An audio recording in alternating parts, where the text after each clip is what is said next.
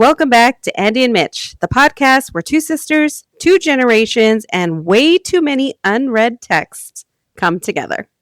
If your ideal weekend is canceling plans and staying home, this episode is your love letter. Today, we're diving into the unexpected perks of being an introvert. Not the boring dictionary definition of introvert, but the real stuff. Whether you recharge solo, dread small talk, or have an inner world rich enough to rival your favorite telenovela, this one's for you. Plus, we've got a little game, some introvert confessions, and is that an introvert thing? Or are we just dramatic? Let's dive in. Introverts unite, but separately. In our own homes. Okay, so let's just start here. What actually is an introvert? A relatable definition is introverts are people who typically thrive in their own company, prefer depth over small talk, and often feel drained after too much socializing. Tend to be deep thinkers, very introspective, self-aware, but at the same time, it's like you can get really overstimulated when there's too much noise, too much activity, or high energy settings that you're in for a long period of time. We have to take socializing and other humans in small doses. I think it's safe to say we're both introverts. You don't think you're an introvert? I'm an omnivert. An omnivert is a person who can be extremely outgoing in some situations and very reserved or introspective in others. You're an ambivert. I actually, at heart, am an introvert, but I think through societal enrichment, AKA responsibility, I've learned how to be an ambivert. So move between being an introverted state into being an extroverted state. And you can adapt to both environments depending on the situation, your mood, or your energy level. So sometimes we do enjoy socializing, but at the same time, I also require and need my alone time. So I can thrive in a group, but I prefer solitude. Yes. As where I identify more as an omnivert, which is someone who displays both introverted and extroverted traits, but not necessarily in balance. Rather, they swing between the two extremes depending on the situation, the mood, or the environment. So they can be adaptable, but typically when they are leaning into their extroverted tendencies, it's usually in environments where it's like a very high energetic situation. All right, let's do a little quiz.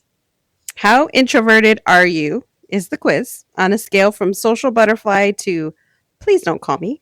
So we're going to answer 5 questions, yes or no, to these 5 questions, and then we'll tally and see where we land. Let's test this theory if we're really who we think we are. Okay. Question number 1. Do you get excited when plans get canceled? Yes. Yes. 100%. If you want to cancel, like, that's fine. I don't care. Just don't even invite her in the first place. I'll show up, but if you tell me that you want to just stay at home and just chill and watch TV by yourself, I'll be like, okay, cool. See you next month. And also, why are extroverts haters? I've heard this before. Well, it's because we always invite you and you never come. Okay, but that's my choice. Don't be such a hater. Yeah. Okay, question number 2. Do you need time alone after hanging out with people you love? Yeah. It depends on the energy the people I love are bringing. Because if the people I love are bringing a lot of energy and they're like in a good space, I don't need that much rest the next day. But if they're like drained, they're down and out, I need like 3 days. We're like real extroverts, just kind of keep going. You know? Yeah. Okay. Question number 3. Do you rehearse what you're going to say before making a phone call? Not when it's like somebody I'm really close with. For you or for like some of my closer people, I won't rehearse. They get what they get. It doesn't make any sense. So they're like trying to decipher me as we go. Yeah, I'm like, why are you calling me right now? But if it's like for people I just met, sometimes I'm like, I'll be like, hey. Before I call them. Hello. Not necessarily rehearsing what I'm telling them, but I'm rehearsing my introduction.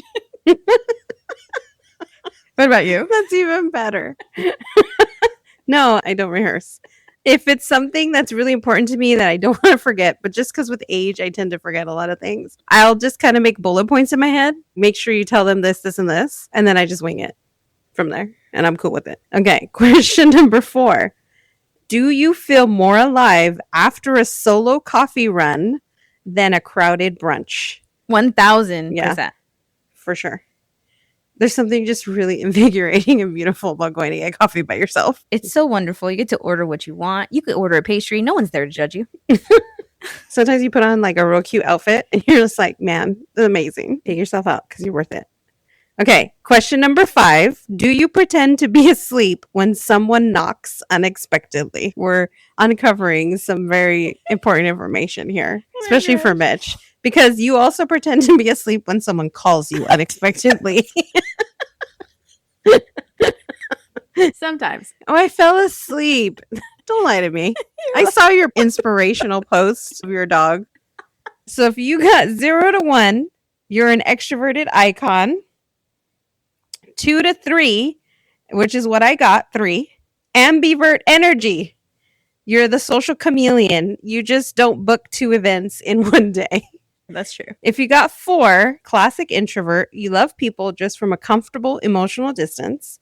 And if you got 5, which Mitch did, certified hermit vibes. Your spirit animal is a do not disturb sign. Classic. Wow. I love a good quiz. This is why we do them, because it's like just so much wisdom dropped on us real fast. I'm crying. Okay. So I think we've established that you're actually an extrovert turned hermit. And so your hashtag is, I have retired from society. Don't at me. Mine is, I love you, but also please leave by 8. Let's get into the good stuff. Some of the perks of being an introvert and or tapping into your introvert energy. You recharge solo, which means you're never bored with yourself. Yeah, that's true. Because we're wildly creative. We have these like what psychologists refer to as the mind mansion. And true introverts tend to create like a world of their own inside their mind. So because of that, it's like an adventure. All the time. All the time with yourself. My mind mansion, she pretty. She's real big. The creative element also comes with like that problem solving brain. So we're always imagining the possibilities and how to like shift and mold and move and change within them. Yeah, totally. All right. Deep convos over small talk, always. Yes. This is true for all introverts I have met that are actually introverts. We prefer real information and real conversation versus like superficial connection. We're looking for like, let's unpack this meaning of life right now in the next 10 minutes. And I know we just met. It's true. Introversion isn't the same as shyness. And a lot of people conflate the two. Yeah. And as a true introvert, I don't like small talk. And we've talked about this before, but like I had to learn how to become good at it by the nature of what I do and being a professional, but it's boring AF to me. And like, I want to hear something real. I want to have like a real good conversation with people, even if it's a short one. Yes. And I'm okay with like small talk a little, but it has to have some depth at some point. Otherwise, I just tune you out. Boundaries come naturally. You just don't play fake. Yeah. Because we have to set them or we'll die. As a hermit, I'll shrivel up. If we don't set the boundaries, you will drain us to death like energy vampires and we will die. It's a survival instinct, basically. Like, you fake? I gotta go. Like all of a sudden I can't breathe. I can't breathe around you. I'm like, oh God. Is anybody else feeling like they want to throw up? You observe everything. You are a human lie detector. Yes. And for a long time, I didn't realize that this was an introvert superpower, but also part of like my personality superpower until I met other people who were older and more established who taught me this lesson that like I engage with others using much more than just language. Language is like the last thing I'm really paying attention to. And I think this is true for human engagement, but especially for certain personality types. It's everything. Like we're feeling the energy of the room. And I always thought, oh, that's silly. And I wouldn't talk about it too much out loud until a mentor I had was like, no, this is a superpower. This is part of how you engage in the world and how you take in information. And you're paying attention to all the things that people are not saying. Yeah. And introverts are often really great listeners. That is one of the elements that makes it a superpower. We're so incredibly in tune. That's where we catch the errors. Like, one of the greatest things that our father told me, if you really want to know who somebody is, just listen to them. They will tell you exactly who they are and exactly what they want. People will always tell you and show you who they are, coupled together. That's part of why we are the human lie detectors that we are. We critically think and analyze things, and then we respond. Yeah. And I'll notice like an inflection in the way somebody's talking, like the pitch goes up and down, the breath may change, the eye movement changes. And I'm like, notice that. What does that mean? I think sometimes I'm like that. I rely heavily on patterns. So I won't just think like in the moment that maybe something's different. Is this something that they do over a consistent amount of time, or I'm being hyper vigilant? But it's like I actually feel it on my skin sometimes. My brain just goes, something's weird. And again, if you're in tune, you can notice that stuff easy. And the more you pay attention, the easier it is for you to catch. Social media breaks are self-care, not strategy. So social media for me can feel a lot like going to a large event or being around a lot of people because it's too much, too fast, and it can become overwhelming, and the feeling is the same. So if I'm taking a break from social media, it's not because I'm trying to practice some strategy. It's just that I actually need to step away. I know sometimes it can be overwhelming with social media, especially depending on what your algorithm is feeding you. It's like, oh, I got to put my phone away like forever. Or sometimes I just get a bunch of people cooking things, like grandmas making their dishes. And I'm like, this is so soothing. Your home is a sacred haven. Candles, blankets, and snacks. Yes. I was going to say, I don't have candles, but I do have blankets and snacks. And like a lot of them. For sure. We just bought a whole bag of snacks. That's true. Just for this podcast. Yeah, 100%. My favorite place in my home is my bed. Like, it's so cozy. I love watching TV in bed. And I have a bed that like adjusts. So I can sit up and I get real comfy, put my legs up, get my cozy weighted blanket, and I can stay there all day long. That's like my perfect introvert recovery space. You're like the queen of cozy. There's a meme that says, I pay so much in rent, I'm going to enjoy every aspect of my home. This is my home. I should be able to have time with it alone. Leave me be, people.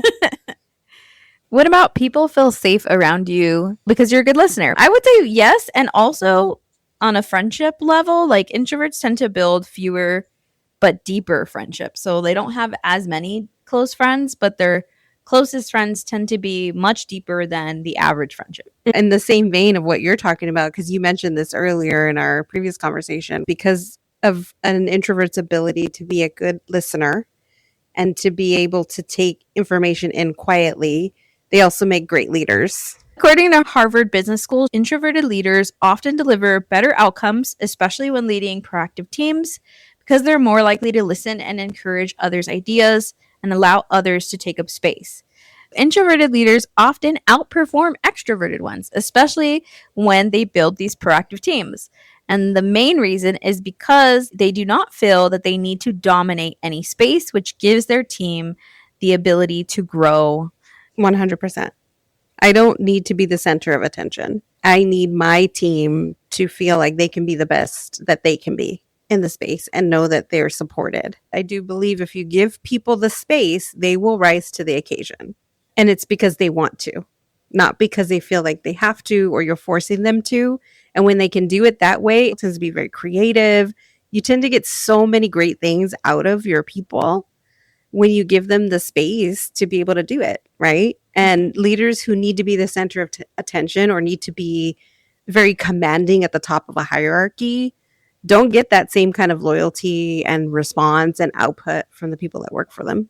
And I can say that people that tend to feel like they need to consistently control or micromanage fall short often. Yeah, it's not worth that. And the quiet, strong leaders who know that they can instill great values and help people reach their best potential by allowing them to shine and to do the work and grow at their own pace. They're the most memorable, that's for sure.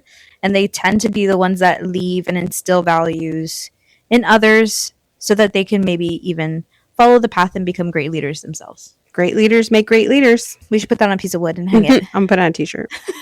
In the same vein of what you were just talking about, Mitch, introverts are often loyal AF friends. Too loyal. Sometimes to a fault. This could be the shadow side of introversion sometimes, because we don't want to walk away, and we've already invested in you. We've invested in this friendship, and it means something to us. So it's not something that we're just willing to throw away and move on to do the work again to find a new friend, because it's a lot of work. I totally agree with you. And another thing that's really important for people to take into consideration is that building long-lasting friendships with introverts are worth it, but they do take time. Many introverts describe finding a true friend as finally being able to exhale. They really quite often find it hard to open up to people because they can't really trust them right away. But once they do trust you, you have a friend for life. Also, I will second the it takes a long time for us to give you trust, because I have friends that I've had friendships with for over 5 years, maybe a decade or more, and there's still things they don't know about me. So because they haven't reached that level yet. It's like a video game. All right. As an introvert, you are selectively social, and that is a flex.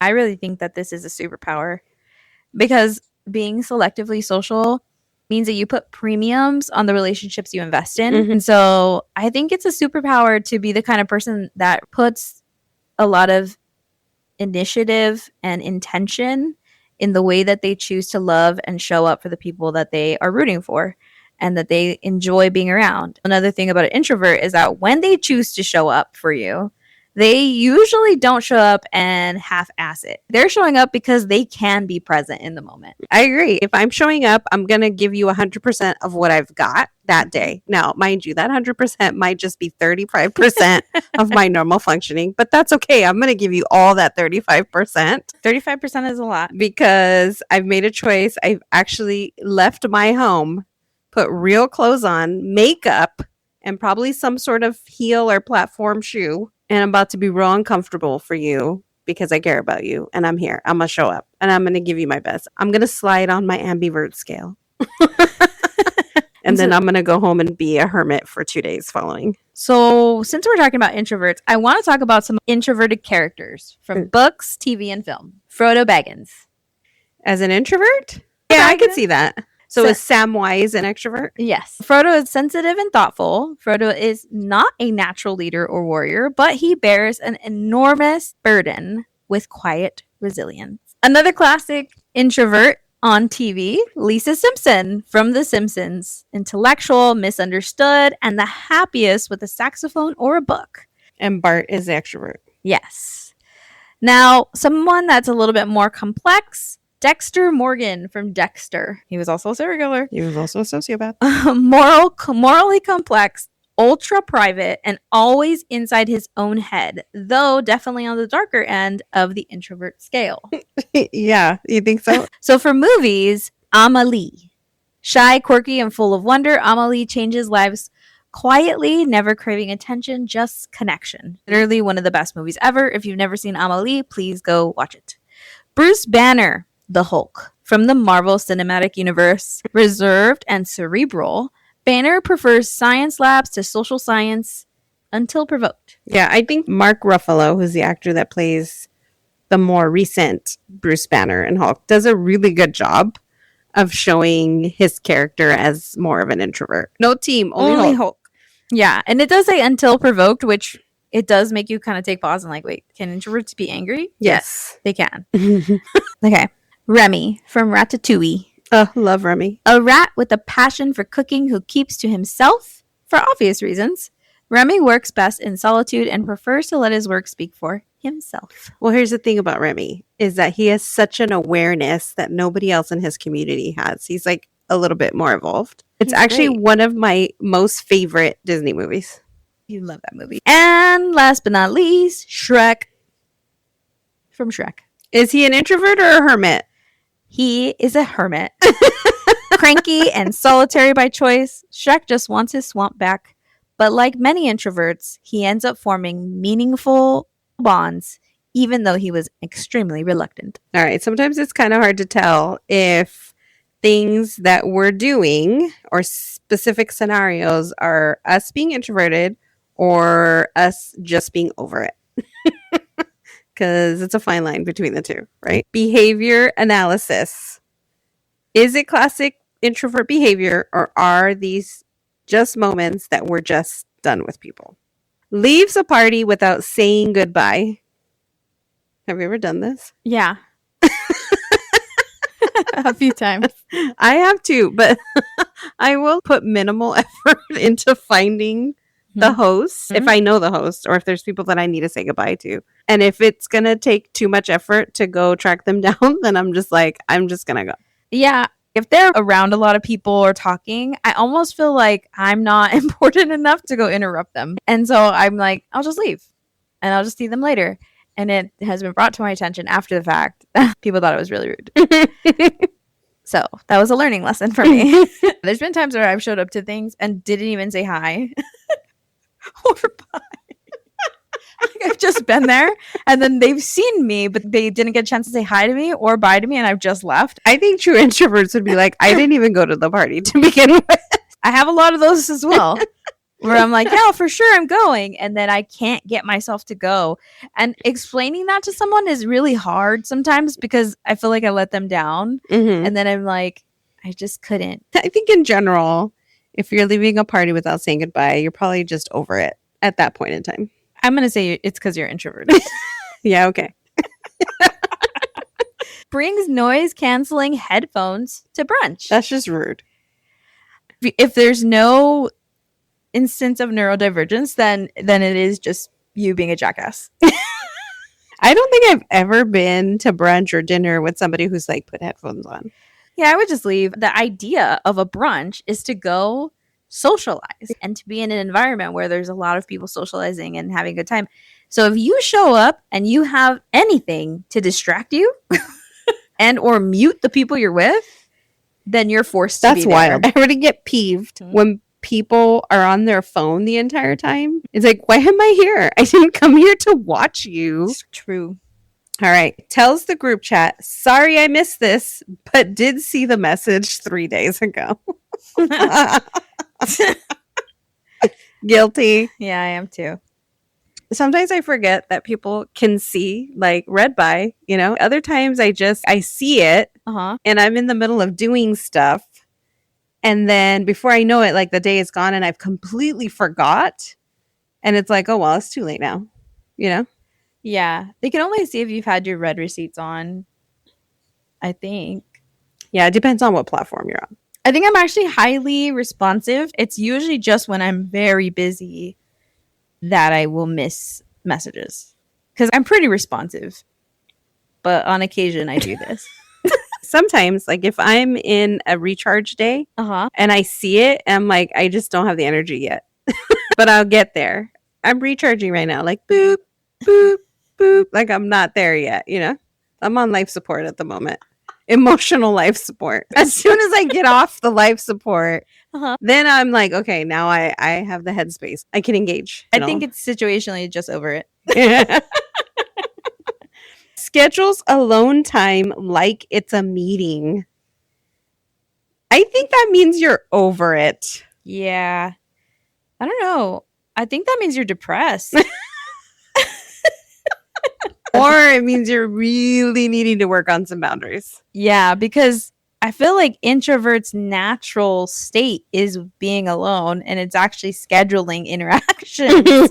Yeah. So if you're scheduling alone time like it's a meeting, then you do not have boundaries and you're letting people like override your life. Or you're a work in progress and you're trying to figure it out. I think it just means you're overwhelmed. Has one friend who knows everything and 12 who know nothing. Introvert. I have like a couple friends that know a lot about me, and I cherish and value them forever because we're going to die with each other's secrets because I know a lot about them too. Like we said earlier, right? You have to build up trust. So I do think there are a lot of parts of my life that people don't know, but it's intentional. Like I haven't built enough trust with you to share those things. I also think some friendships don't need to know everything about you. Yeah, I've learned that over the years is like some friendships have their levels of depth. And it's not that they're not friends. It's just like they're like at level 1. And will they ever reach level 9? Probably not. Like the But that's okay. A lot of people will subsequently label them as like acquaintances, right? Because maybe they have different values about what they identify a friend as. So I think in that respect, yeah, I'm very conscientious about what I share and I'm working on that. Okay. Cancels plans and feels zero guilt. Mm-hmm. I think that means What you're about just over it. Yeah. I've spoken as a true hermit over there, Mitch. I think that means you're just over it because you said yourself, Yeah. introverts sometimes can feel guilty because it's not that they don't want to, it's just that they just don't have the capacity for it. This is a good example of being just over it is okay. It's not necessarily a bad thing, but it just is what it is. Like, let's just call a spade a spade. I'm not saying no because I'm an introvert. I'm saying no because I'm setting a hard line and I'm over it. Most people have a little guilt. Obviously, they invited you because they really want you there. Or maybe if that's the dynamic, you feel a little guilt and you're like, oh, I can't make it, right? But the zero guilt part is like, oh, they don't like you. Okay, last one. Hangs out but needs 72 hours to recover. Introvert. That is 100% introvert thing. And I do think that with age, that time has extended. I think before maybe I just needed like a few hours. And now it's like, I'll contact you in 3 to 5 business days. Don't text me. Don't call me. I will let you know in 3 to 5 business days if I'm still alive. I'm going to hit you up and make sure you got home, okay? And then I'm not going to talk to you for a week.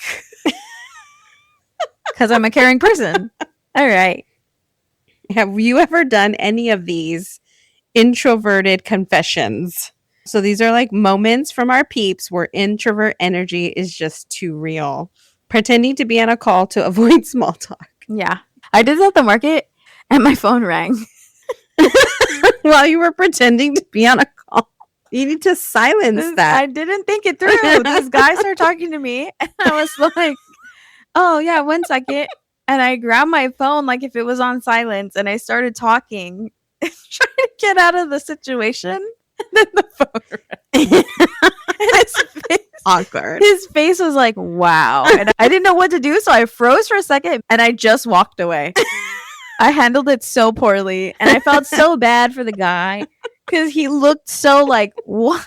I wasn't in the energy space to like have a stranger approach me. To engage. Sometimes you just got to run. How about you? Sadly, and it's not current, it's like a past job. I used to do this a lot to avoid talking to my coworkers. I love that. Because I just needed a break. And I'm like, please don't talk to me. I'm like walking outside, enjoying the walking path or whatever. And everybody thinks like this is the perfect time for you to talk to me. No, don't talk to me right now. I'm in my time, my zone. So I would have to pretend I was on the phone if I saw people coming my direction. And then you do the wave, like, oh, hey, and then keep going because they see you and you point to the phone like all dramatic, like, look, I'm on the phone right now, so you can't talk to me. And then as soon as they were out of like sight, I would like put it back down and then keep going about my day. When you're an introvert and you go to events where people will hide at the event to try to get a little recharge boost before they continue on the night because you can't go home yet. I've done that. Have you done it in the bathroom? Like, I won't hide in a bathroom. I have, yeah. I've hidden in Did the bathroom have a lounge? No. No, you just sat on the toilet. Okay. It was a friend of a friend's house. They were throwing like a show, and it was like a artsy fartsy show. Mm-hmm. A lot of like very particular kinds of LA people. And I was very overwhelmed because a lot of the conversations were surface level, talking about what they were doing in movies and film. So I hid in the bathroom and they had a candle on. I put my purse down and I sat on the bathroom toilet and I just started to do my makeup. And then I see smoke coming from my purse and I burnt a hole through my leather bag because my leather bag lit on fire in their bathroom. The fire alarm did not go off because I snuffed it super quick, but then I quickly got out of the bathroom and somebody was like, was somebody smoking in here? Oh my God. Like, I was like, fuck. But in reality, I was just like humming to myself, doing my makeup, and my purse got on fire. I haven't So yes. I don't like being in bathrooms. People always talk to me in the bathroom, and I'm like, this is just really not the place for us to have a conversation right now. And I don't want to be rude. I'll usually try to find a space that maybe that's outside or something like that, and I'll go outside. But then people are everywhere, so it's hard to avoid. I do write texts sometimes, delete them, write them again, delete it, and then never send it. Should I engage? No, wait. No, yeah, no. Yeah, no, no. That's like pretending to be on a call. Same thing, just different method. And then at this point in my life, I just forget at one point, and then I move on, and then I'll see like a half-written text. I was like sending her a brisket recipe. Or it's like a half idea. I never sent the other half of the text. They're like, what is this? What does this mean? Okay, order delivering to avoid talking to anyone. Yeah. Yeah, I do that. Especially if I'm just really burnt out. And then I'm like, leave it at the door. It pisses me off when I tell a delivery person in my notes, it's very clear. Do not ring my doorbell. Do not disturb. And they do it anyway. And they do it anyways. And they don't leave. Meanwhile, I don't care if they like ring your doorbell because I never order here. Oh, you don't care if they ring my doorbell? So funny.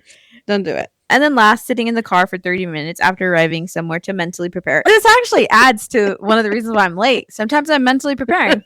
Okay? It's a 45-minute preparation. It's something necessary for all of us. Well, here's the thing. You're already late. And then on top of it, you add the 30 minutes. So before you know it, an hour and a half has gone by. I've done this, but it's only, I think, if it's really somewhere that I just don't want to be and I'm not in the right headspace for it, or it's around people I don't want to be around necessarily, then I have to like mentally prepare. Because remember, I'm an introvert, but there is a John Wick side to me and I could fly off the handle at any moment. So sometimes I'm like, no, this is your friend's wedding and you will behave. I have to give myself a pep talk. Even though you despise the man that she's marrying, that is not your problem. And it's none of your business. And you will be supportive and you will smile and you will laugh and you will have a good time. And the second I get in there, I'm like, don't fucking talk to me. Piece of shit. Oh, shit. Did I say that out loud? Yeah. My inner thoughts become my outer thoughts and it's the whole thing. You're all talking to their grandma. Like, what? She's like, that's my grandson. I'm like, well, what a shame. You did a horrible job. Shame on you. Yeah. So sometimes it's that kind of mental preparation. Like I have to check myself. Yeah. And like get ready, you know? No, I don't. I'm going to do something with people I like being around and like certain friends and family. Like it's going to be a good time. So I'm fine. I don't need to prepare. Sometimes it's a wild ride and it's not what I asked for, but it is what it is. If it's my close circle, which is only 5 people, then I'm fine. But if it's with people that are not those 5 people, then I'm preparing. I got to prepare. And this is for my safety, not yours. It's for everyone involved. I really want to hear people's like iconic introvert moments that are like funny and dramatic, maybe even healing. So if you've got one, send it to us. As an introvert, what I find fascinating are introverts who are also super independent and will like travel solo, like go on vacation. Like Anthony Bourdain. Yeah, that's real introvert life. Never mind the 27 people in this production crew. Wait. No. The one dude that would always be in nature that you guys would watch all the time. And he would be like hanging off cliffs. Air grills. Yes. He would get covered by avalanches. He'd be like, this is how you survive an avalanche. Get naked. Yeah. And you're like, what is this fool doing? That dude is introverted. It's quirky. He's a solo child. He's a single child for sure. This dude. 1000%. As an introvert who has developed confidence in myself, I enjoy a solo coffee run. Sometimes a nice sit down lunch, I'll do that. Go to a movie by myself, I'll do that. Take a full on like 2-week vacation in another country alone? Probably not. When you're solo vacationing without telling anyone, like that's kind of wild. But like going up to the mountains, I had done that for many, many moons. That was like my thing. I would go up to the mountains by myself with my camera. I would go to ghost towns by myself sometimes. I went hiking in the snow a few times by myself. None of these things I would advise. So what's your recharge ritual after a long social day? I will get Chinese food. I'll put on a good movie. I'll put on a good record, whatever it might be. And I just chill out and check out. Or sometimes I game because I'm a gamer as well. I don't know if they're healthy coping mechanisms. I think some of them are. What about you? Number one, I'm very quiet. I don't want to talk to anybody. Sorry to my loved ones who sometimes get that side of me. But they'll be like, oh my God, tell us about everything you did today. And I'm like, no. Try again tomorrow. I go upstairs to my bed because that's my favorite place. I'll get super cozy, get myself some snackies, something to drink. The goal is to like not have to leave the bed, you know? So I'll bring everything with me that I think I need, including Advil. And then I'll watch some TV. And it depends. Like sometimes if I'm feeling really drained, I love a good HGTV show because there's something really nice about watching them complete something like a project to be creative. And I really love watching those. Or something funny. Like I'll need something funny that I can watch that's entertaining, but not too serious. I want it to be simple. So it really just depends on mood. Sometimes I'll just listen to music. Interestingly enough, I don't read after a long day. Me either. Because I do feel like my creativity gets a little tapped too. And you do need to tap in your creative brain when you read to really enjoy it. I also like a good shower. There's something very cleansing about water and just kind of like washing away the day of exhaustion. I also enjoy. Apparently I have a lot of rituals. Maybe a mask, maybe an eye mask. Doing your nighttime routine? Like nighttime routine, little self-care. So I can be refreshed. My family knows that when they see me get super cozy and they can see my whole setup, they're like, uh-oh, she's done for the day. That's good. That's love right there. Who are some surprisingly introverted celebrities? What about our fan favorite, dark, mysterious, but cool guy, Keanu Reeves, John Wick? I love Keanu Reeves. I think we said this earlier. Yes. One of my favorites ever. Keanu Reeves, actor, obviously, very well known and famously known for his privacy and also his kindness. I almost feel like John Wick is probably really close to his personality. I think so. Yeah. Yeah. Meryl Streep, actor, known Love for her. depth, privacy, and introspection. Joaquin Phoenix, another great actor, avoids the spotlight and often discusses his discomfort with fame. One of them that I'm really surprised with is Tom Hanks. It states that he's like very observant, and I can see that given like some of the roles he's played. Yeah, and he loves being a homebody. I mean, his wife is wonderful. Harrison Ford, Yeah. fan favorite. I think favorite. he's the epitome of I'm just over it. There's a episode where he had David Blaine in his house doing magic. Everyone watch that. It is the most entertaining and funniest thing ever. And he's unapologetic. He's like, get the hell out of my house. You're a witch. I also love David Blaine, but he's clearly an extrovert. No, David Blaine's an introvert. No. Yeah, 100%. If you watch his new show, it's on National Geographic, where he travels to different countries to see like magic and then he tries new things. You get a little more of his personality, and he is an introvert. He was alone a lot and he appreciates his quiet time and his solitude. Oh. Very interesting. Another one that really surprised me, Barack Obama. I'm not surprised by that. Really? I would imagine because he's so charismatic that he's just always energized around people. I just imagine him growing up and being that social guy that like could just be in any space and like, you know? I could see that person is probably Michelle Obama. More extrovert? More extroverted, but she has strong boundaries. She has this energy to her that's like so exciting and nice. And I think with Barack, he seems like he's more of the kind of person that's in his head. Critical thinker, consistently like observant.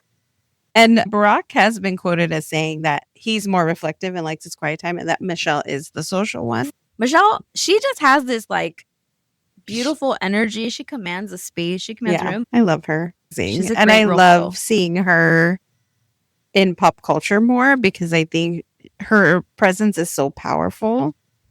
And yeah, so she's one extrovert I give 2 thumbs up to. Big fan. Big fan.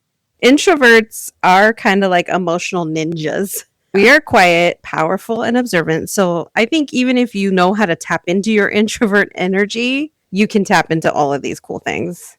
And we have a range. I could go from analyzing the meaning of life to ignoring a phone call in 0.2 seconds. All right. Well, thanks for joining us today. And always remember, if you're an introvert, it's a superpower. Your energy doesn't need to be loud to be powerful. Embrace the quiet, protect your peace, and never feel bad for choosing yourself. Whether you're a cozy homebody or a social butterfly in disguise, being an introvert is a gift. It's soft power, it's presence, and it's real. If you enjoyed this episode, please subscribe, share, and leave us a review. It helps more people find the pod and keep the conversation going. Until next time, Bye. bye.